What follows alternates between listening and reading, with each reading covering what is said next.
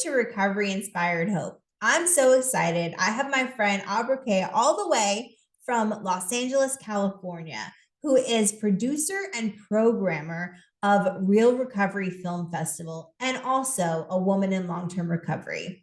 Aubrey, thank you so much for coming. And I know you're super busy with all the amazing things that you have going on and serving in our wonderful recovery community. So thank you so much for taking the time to do this.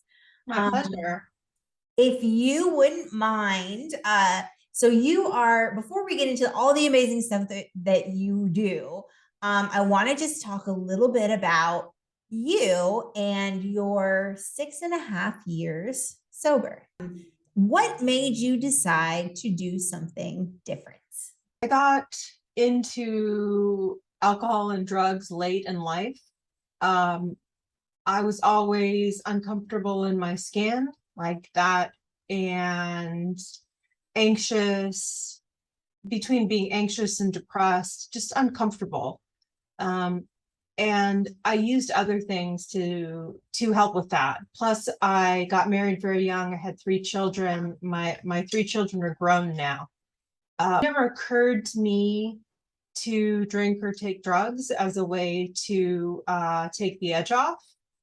I found other less dramatically harmful ways to do that. As I got older, my kids got older, I just to go out and drink and party a little bit, and I found myself drinking more regularly, and then drinking alcoholically, and then using drugs recreationally, and then getting into hard drugs and becoming addicted to hard drugs. So I was, it wasn't like, oh wow, this is getting I'm drinking a little bit too much wine at night, better change. This was like, I'm addicted to meth and smoking crack occasionally. And I can't, I'm lying to everyone. Can't think straight, driving around with drugs in my car. I'm late to pick up my daughter because I'm at the dealer's house. Like, this was totally insane behavior.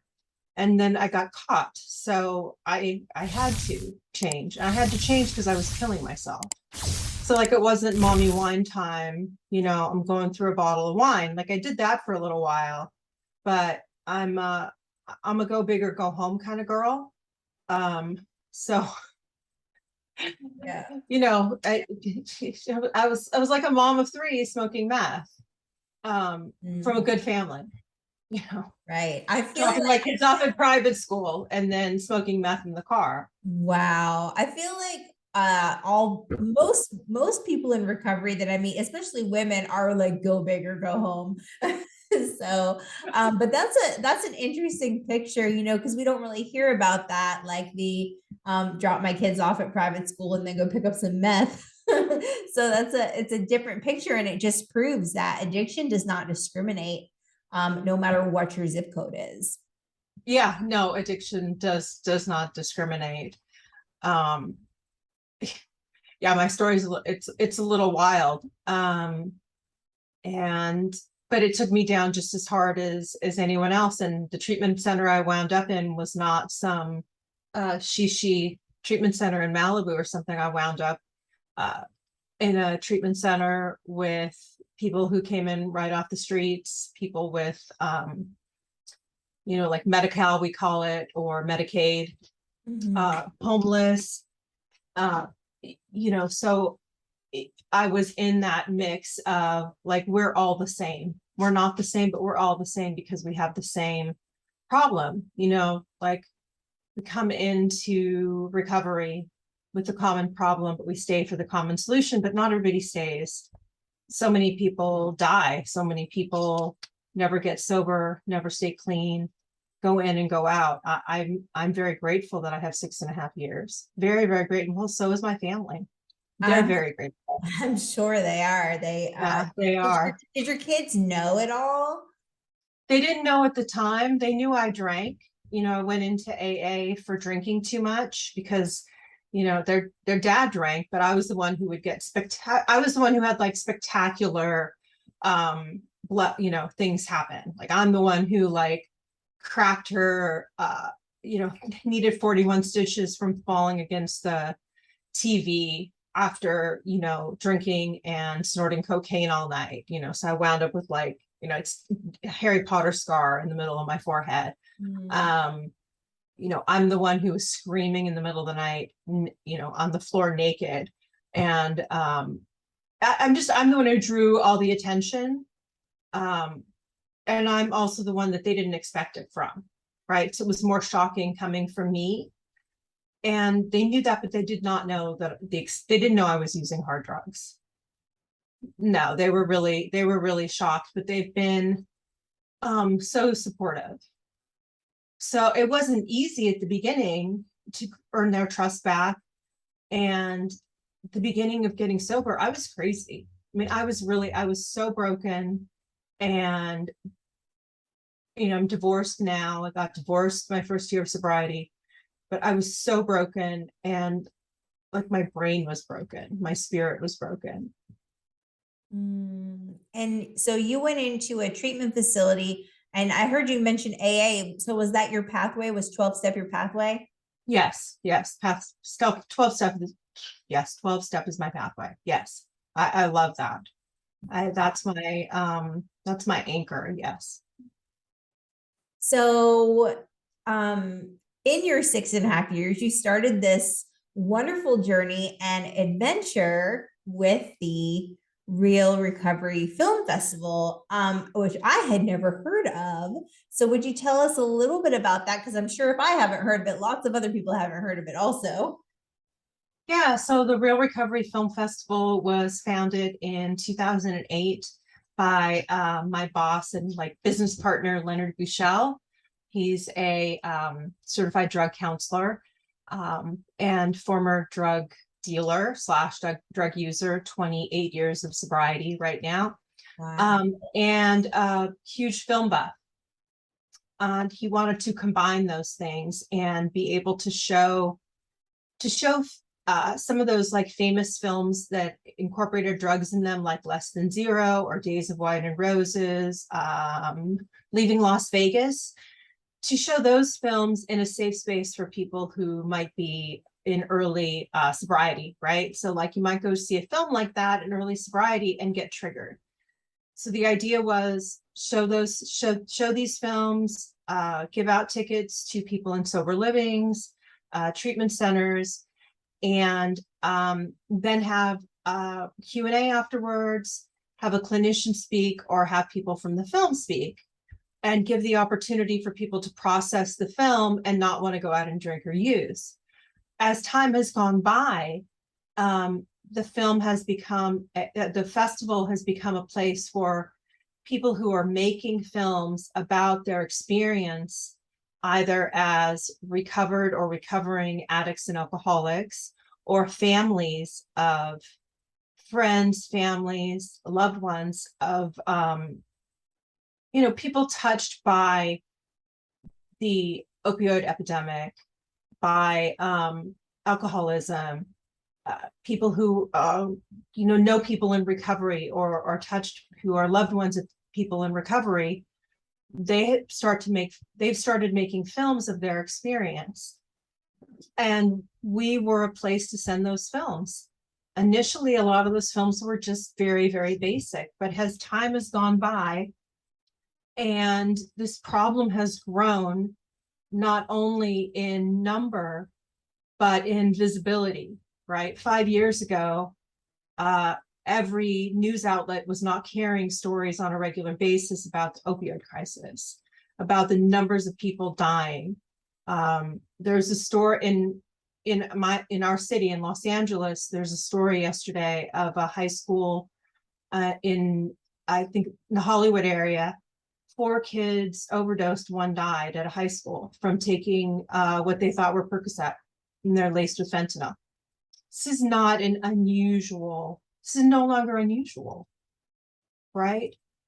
So since it's more and more it's just become more ubiquitous, and when things become more ubiquitous, they just become more like every day. And it's really important that we not get that we not start to feel like this is just normal and okay, right? It's not okay for our teenagers to want to take a Percocet to take the edge off, which is unfortunate, but also sort of, it's not that unusual, but then die because there's fentanyl in it. Or it's just horribly sad. So my train of thought was, so the films have gotten better, and more films have come out. And a few years ago, we also started accepting more and more films about mental health, which, as you can imagine, there's so many films about mental health issues, either documentaries or scripted films. This year we had 130 films submitted, and we've accepted over 100. Of that, we'll probably schedule between 80 and 90 in a 7-day period. So it's a 7-day film festival. That is so awesome. So do people come there to it's only in Los Angeles? In the past, yes, this year we are only in Los Angeles. In the past, we've been in other cities where we normally do 7 days in New York and 7 days in LA.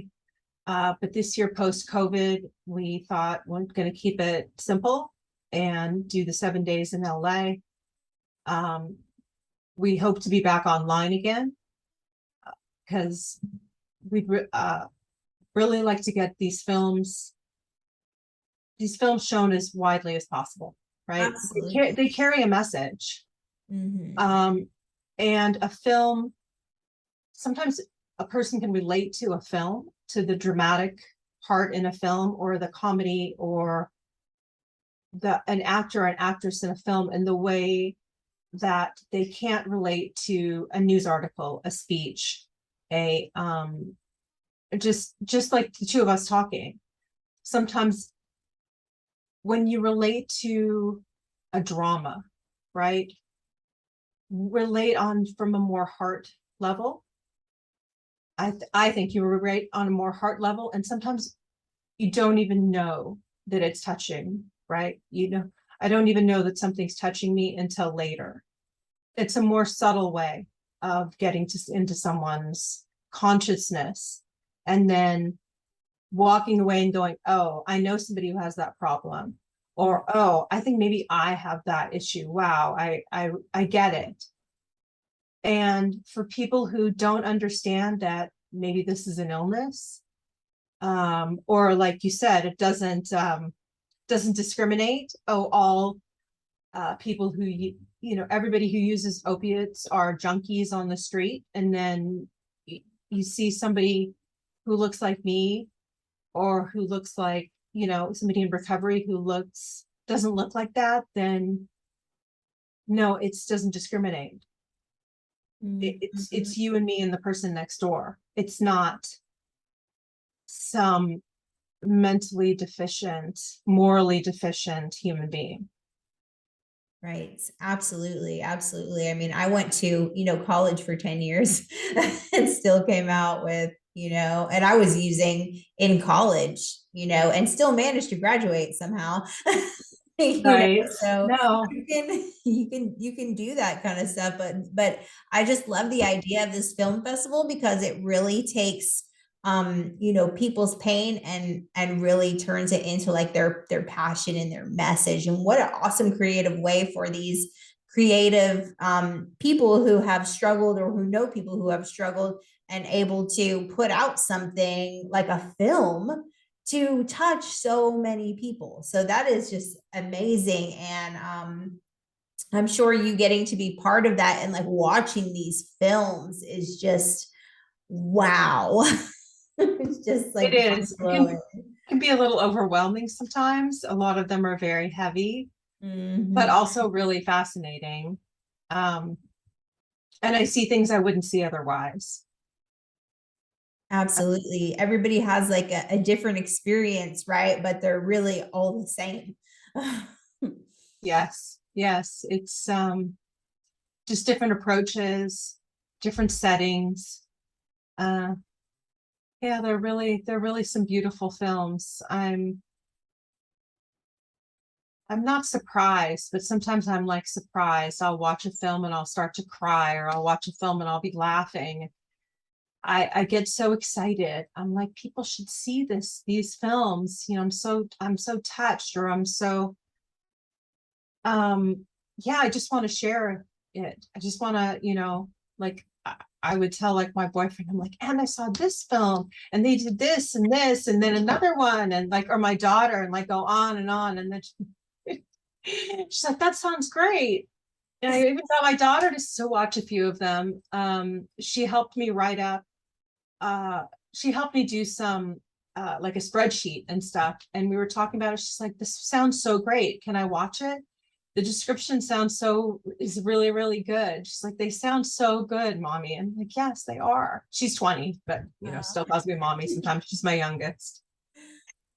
Awesome. Well, thank you so much for sharing your story and for educating us about this film festival. Hopefully, so these videos are only going to be played in Los Angeles. We won't be able to see them out here.